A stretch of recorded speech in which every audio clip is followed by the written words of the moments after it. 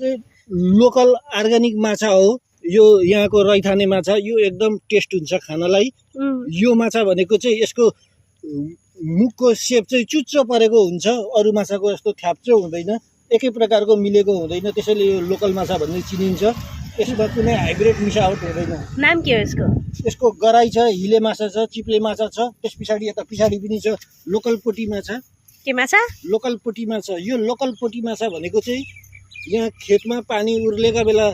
गङ्गा नदीबाट बगेर आउने माछा हुन् यी माछामा कुनै यहाँ पोया छ यो चाहिँ पैया माछा हो पोया हो यो मिठो र टेस्टी टेङ्ग्रा हो ल यो ट्याङ्ग्रा अब यसलाई बाटो छोड्नु पर्ने होला यता घाँस छ यता चाहिँ घाँस छ है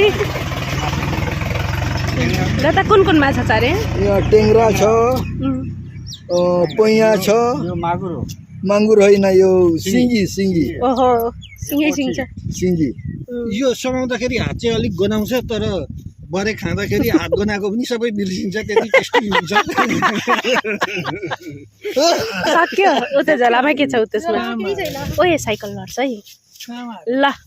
कहाँ मारेको ज्वाइँले मारेको खोलामा